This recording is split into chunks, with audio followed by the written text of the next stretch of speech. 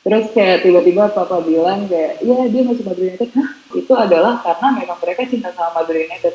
Nggak, bukan karena siapapun yang ada di dalamnya, bukan klub untuk meningkatkan kualitas Madura United FC melalui darah kita sendiri. Dan untuk meningkatkan nama dan kredibilitas Madura United, kenapa enggak sih? Gitu. Oke, dari sekian pemain asing yang sangat berkesan dari sisi mendongkrak Madura United, dari sisi kemudian anggap dulu dalam bahasa benefit kepada klub itu siapa? Demi ya. Peter Demi. Nggak ada yang gantiin kalau Demi ini udah top scorer. Terus dia dia tuh kalau dia main tuh kelihatannya dia sangat memiliki lapangan. Kayak lapangan tuh punya dia gitu. Terus cara mainnya kan indah banget gitu. Tapi ya memang karena dia udah ada pengalaman di Inggris lah ya, di Premier League, jadi ya beda memang. Terus ini sebagai CEO, ketika manajer menawarkan pemain asing begitu, Pak Nisa itu bagaimana memberikan penilaian dan mempertimbangkan sebagai referensi? Gini, kalau misalnya masalah strategi, kalau misalnya masalah kombinasi tim atau misalnya masalah performa gitu, aku nggak bisa banyak berkontribusi karena itu bukan ranah aku dan aku lumayan gak ngerti gitu ya. Nanti orang ditaruh di mana dan strategi gimana, apakah dia bagus kayak gini, nah aku tuh kurang ngerti. Kalau misalnya masalah perekrutan orang asing, itu biasanya papa nanya sama aku, gimana ini jago atau enggak, ini kelihatannya mainnya bagus atau enggak, tapi yang cetek-cetek aja, nggak mungkin yang kayak yang sangat susah gitu atau yang lebih expert atau yang lebih advance gitu, aku agak nggak ngerti. Aku paling melihat mereka tuh dari sisi marketingnya, dari sisi bisnisnya. Nah, bagaimana misalnya kita bisa membuat suatu pemain bersinar di dalam Madura United dan supaya mengangkat nama kita dan mengangkat nama Madura United juga, paling dari sisi itu gitu. Nggak ke masalah tim performa tim gitu-gitu, nggak. Iya. Kalau pemain lokal juga sama, ada pertimbangan. Ini bisa mengangkat. Oh iya, sangat apalagi di lokal ya, karena kan mau gimana juga kita harus tetap lebih cinta sama Indonesia daripada luar gitu ya. Iya. Jadi mau nggak mau kita ingin lah darah sendiri yang bisa kita angkat dan darah sendiri yang mengangkat kita gitu. Apalagi kalau misalnya kita menemukan suatu pemain yang dari Madura gitu, pasti kita jauh lebih senang gitu. Lebih autentik, lebih real. Ada nggak rekrutan yang menjadi surprise ya, pemain lokal itu ada rekrutan yang menjadi surprise bagi Mbak Nisa, karena Mbak Nisa juga sebenarnya mempertimbangkan, nama ini kalau masuk Madura United secara brand akan menguntungkan, tiba-tiba ikut masuk di perencanaan baik oleh manajer dan rekomendasi dari Bapak. Pertama waktu itu awalnya aku Bayu Gatra ya? Karena aku tuh tahu Bayu Gatra dari dia U23 kalau nggak salah. Terus kayak tiba-tiba papa bilang kayak, ya dia masuk Madura United. Hah? Oh iya gitu, kan dia jago. Itu pertama Bayu Gatra. Yang kedua Andik pastinya. Siapa sih orang Indonesia yang orang Indonesia yang suka bola yang nggak tahu Andik gitu. Iya. Karena di otak aku juga dia selalu di Persebaya gitu kan. Terus kayak, Madura United gitu. Kaget sih. Jadi itu menjadi sedikit surprise ya bagi Mbak Nisa. Pasti ya. Sekarang dua-duanya kan tidak di Madura United nih. Gimana ketika dua orang yang membuat surprise Mbak Nisa tapi ternyata tidak bertahan lama di Madura United? Kenapa? Yang dua pemain rekrutan itu kan surprise bagi Mbak Nisa karena sudah sesuai dengan perencanaan branding klub apa semuanya itu, tapi kemudian dua-duanya sekarang tidak masuk di Madura United. Gimana perasaannya?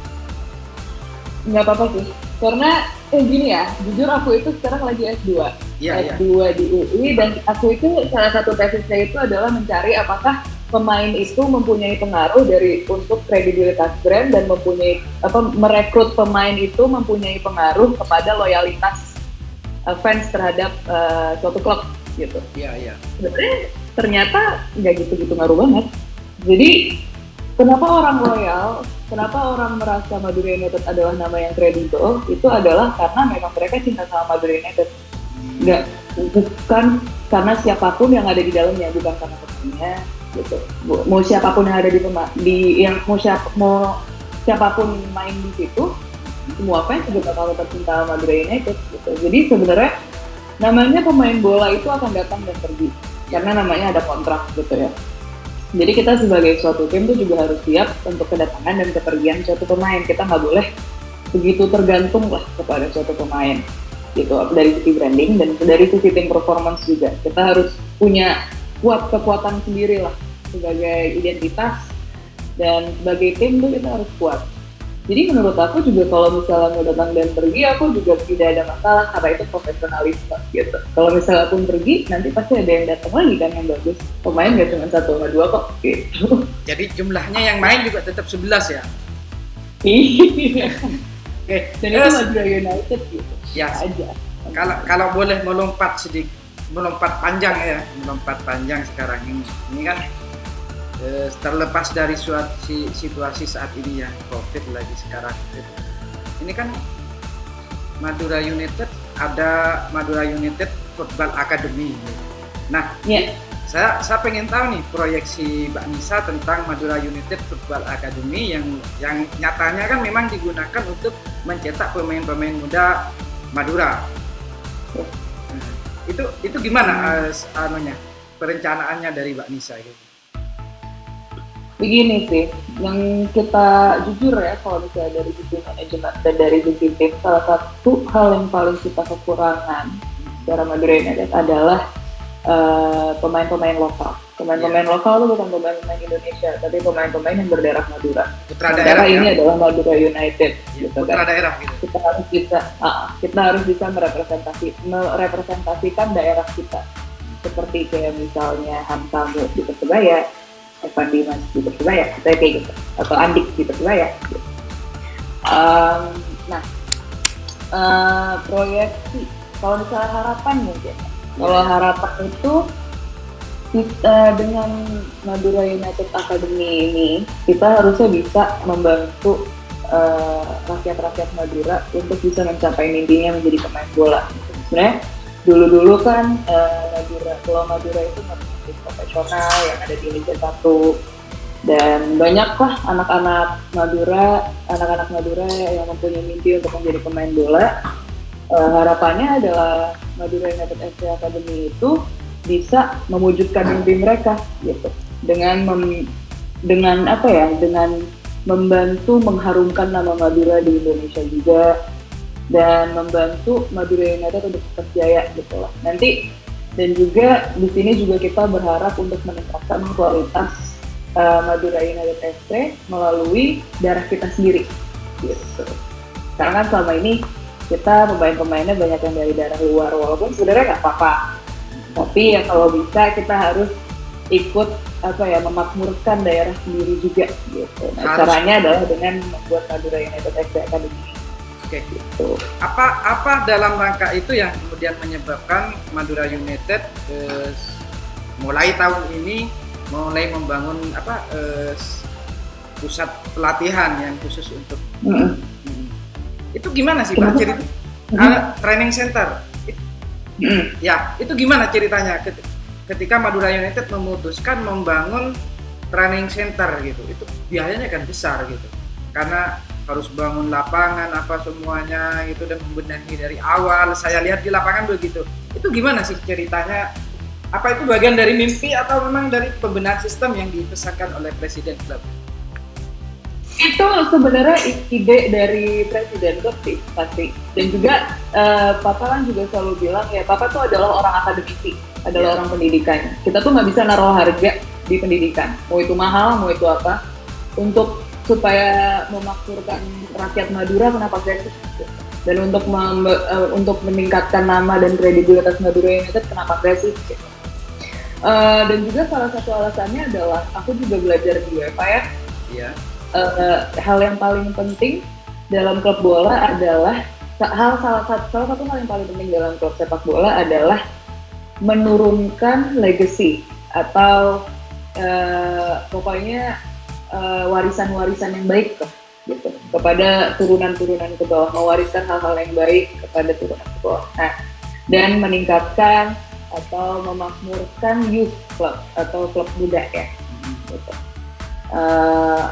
Dengan mempunyai akademi dan dengan mempunyai training center yang memadai gitu. Itu salah satu hal supaya itu Madura United itu mempunyai nama yang baik dan bisa turun temurun nantinya. Itu youth club, akademi, training center itu yang bisa bikin nama Madura United itu awet di Madura dan nggak akan hilang gitu. Sebenarnya itu sih pasti karena memang kita juga klub muda, semua ini butuh proses, makanya dan setiap klub itu harus punya kayak gitu sebenarnya. Dan kalau misalnya bisa dilakukan sekarang, kenapa enggak gitu. Mumpung sekarang juga pengeluaran Madura United kan juga lagi berhenti gitu ya, karena kan juga nggak ada liga. Dan ya udah kenapa nggak sekarang sih gitu. Oh jadi liganya karena juga lagi tidak jalan, maka kemudian difokuskan kepada pembenahan infrastruktur di pembinaan pemain usia muda dan training center. Enggak ngomong-ngomong, saya sedikit tanya lagi yang agak ringan tapi berat sebenarnya jawabannya. Investasi terbesar yang ada dalam catatan Mbak Nisa itu di Madura United adalah investasi apa? Investasi? Ya, kan pemain bagian dari investasi nih. Kemudian juga tadi training center, kemudian hal-hal lain juga kan ada banyak bagian dari itu. Nah, investasi terbesar dalam yang Mbak Nisa ketahui, kan ada banyak yang lain nih. Investasi banyak, iya. Infrastruktur mungkin ya. Infrastruktur pertama sama yang kedua itu akademi. Pembinaan usia muda pasti sama training center juga, pokoknya apapun yang berbau infrastruktur pasti besar banget soalnya kan ininya biayanya. Kalau misalnya pemain termahal yang diketahui dari Mbak Nisa siapa? Pemain termahal Madura United atau luar nih? Madura United. Buka aja dan tanpa harga gitu, yang termahal aja gitu misalnya. Oh, yang termahal aja ya? Secara ini ya, mau dulu mau sekarang ya? Dari 2016 sampai sekarang? Iya, dari 2016, ya Odemwingie. Odemwingie. Waktu tahu nilai kontraknya Odemwingie, Mbak Nisa gimana nih? Enggak kaget. Maksudnya mengingat bahwa dia itu dulu pemain Liga Inggris ya? Iya. Nggak kaget ya? Nih gitu. Atau justru kaget, loh kok jadi murah gitu, enggak juga, maksudnya mengingat umur. Gitu. Jadi dari sisi harga misalnya kalau ketinggian nggak kaget karena dia pernah bermain di Liga Inggris gitu, dan Piala Dunia. Tapi kalau misalnya dianggap terlalu murah, nggak kaget karena usia gitu.